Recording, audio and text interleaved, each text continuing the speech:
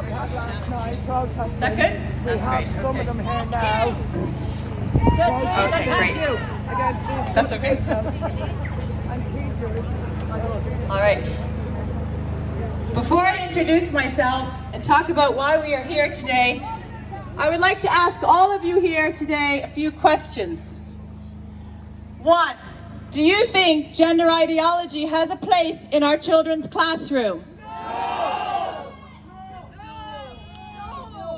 No, I don't either. And number two, do you think that pornography can be healthy for our children?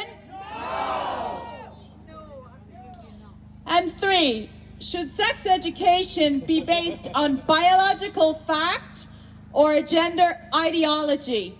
Biological fact. Thank you. Not everyone is confused. Number four, do we want to raise confident or confused children? Confident. Amen. Good afternoon.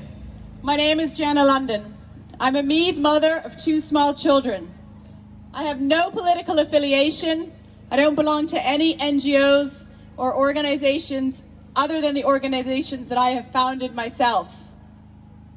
A sincere thank you to all of you men and women who are standing here today to remove consent to the promulgation of unlawful gender ideology and pornography targeted at minors through the school curriculum. And most recently, our public libraries. Thank you all who also generously donated to fund today, buying the stage, the speakers, and the signs. The fundraiser is still going, and if we get a few more euro, I need to build a website for my council and get some more campaigns running. There's a few things I'm going to discuss with you today. One, it was all over social media. Who is the Natural Women's Council? Who are these people? I'm going to discuss how the state are neglecting and abusing children. And number three, why we must stop curriculum changes that will indoctrinate, groom, and sexualize our children. Yes. You're also going to hear concerns from teachers, a psychotherapist, grandmother, and a doctor. Let me be clear today, this today is all about child protection. It's about our children's rights. We must park politics and views on many other things aside and really put the child welfare at the heart and soul of everything we talk about today. That is paramount. This event today is organised by the Natural Women's Council with support from the Irish Education Alliance, a group of teachers and principals who joined in the last few years standing up for children's rights, Parents' Rights Alliance, Lawyers for Justice Ireland, and Hold the Line. Who is the Natural Women's Council? We're a very small group of about 10 women, including parents, grandparents, teachers, lawyers, and therapists. We've been campaigning tirelessly to act on issues that affect women, children, and ultimately the family unit, which is clearly under attack from our government. We will speak truth without fear or compromise to make the world a little bit brighter and safer for the next generation. We don't fear labels. Those are just cheap shots at people who speak their truth.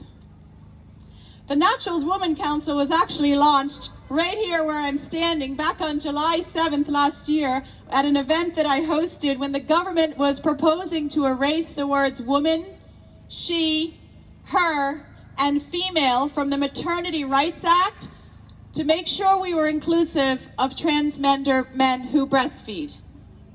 I have a daughter, and I was not going to let my daughter be erased on my watch. Luckily, they got a lot of pushback, and thank you. Based on all the power of the people, the pushback, and the campaigning we did, they reversed that ludicrous idea to erase 50% of the population. And after that event, I decided to found the Natural Women's Council because I made a lot of phone calls to the other women's councils in Ireland, the National Women's Council of Ireland, who got $1 million a year from Roderick O'Gorman and his friends to push that agenda. And I realized they were not lobbying against the erasure of women. They said they didn't even know about it. So I had to send them Article 10, 11, and 12. And I said, actually, we need a group that really advocates for women, girls, and the family unit. So that's who we are. How is the mental health of children in Ireland? Let me tell you, this week some really daunting things came out in the news. The Independent reported yesterday that there are 4,300 children on a mental health waiting list. And on Tuesday, the Independent reported that a watchdog in Coms said that up to 140 children were lost in the mental health system for follow-up care. Is that good enough?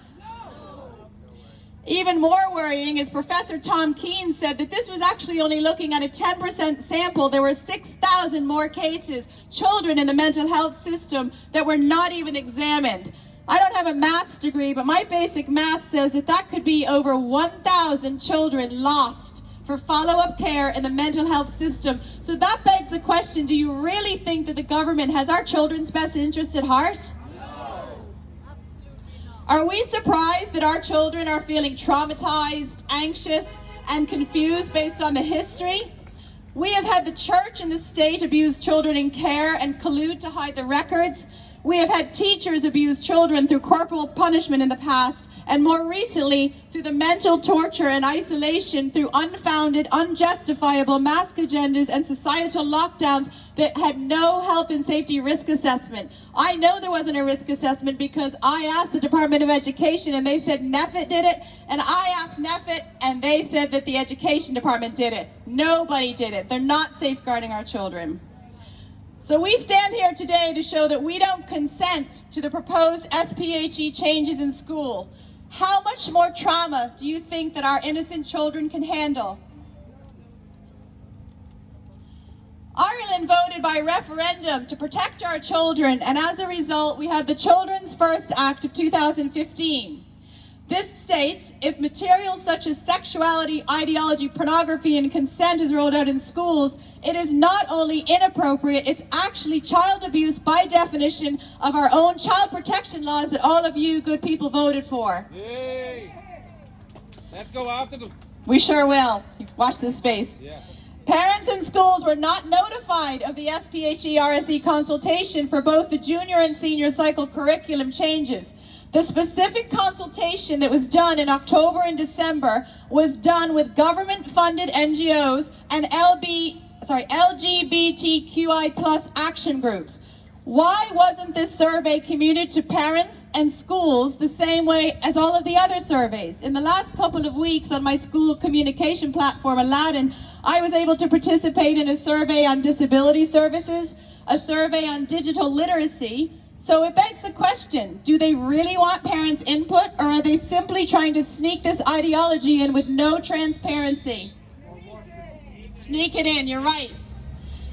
It is crucial that the people of Ireland take a rigorous stance in relation to any subversion of young minds by narratives that are fit only for consideration by adults. The hysterical drive toward the attempted normalization of gender fluidity and gender reassignment procedures in children is but one facet of this disturbing social contagion. Gender reassignment should never be the a la carte option that is now being casually propagated by the Irish government.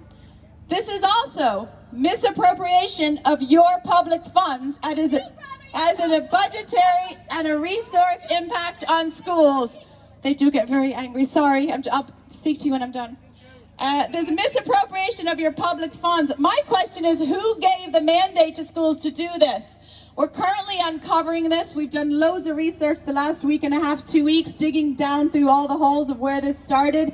To say that it's frightening is an understatement, and I'll be doing a YouTube video to show you exactly who's involved in this agenda very soon. As a mother, I am uncertain how we even got to this place.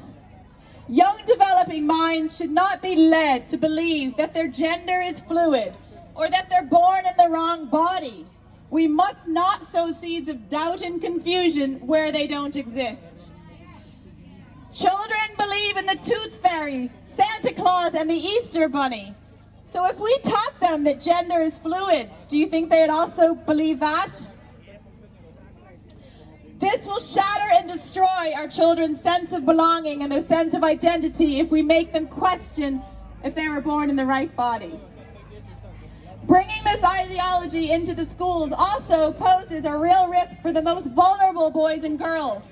On the 3rd of October 2022, the Irish Independent said that up to 90% of people seeking gender services may be autistic. We must build up a child's self-esteem. We must not reaffirm to a boy or a girl that they're born in the wrong body. It is perfectly fine for a girl to be a tomboy. I wore boys' clothes and went fishing in the river in my small rural town in New England. Didn't want to change my biological sex. It's okay if a boy is feminine. A poet, William Wordsworth, said, "Nature never did betray the heart that loved her." And I believe that nature makes no mistakes. If a child is feeling confused about their gender or anything else in their lives, especially during those hormonal, rebellious, pubescent years, we must love and support them the same way that we would with every other issue in a child's life. A procedure as life-altering and irreversible as puberty blockers and gender reassignment must only be considered after a very thorough investigation into what the young person's true needs or mental health issues are. Teachers are not and should not be expected to handle such mental health challenges. And speaking of teachers, there's so many brave ones. You've probably seen all the teacher videos around social media of teachers that do not want to teach this. They do not believe in confusing children. They want to safeguard children. And it is my pleasure to welcome Mary Creedon, who is an SPHE teacher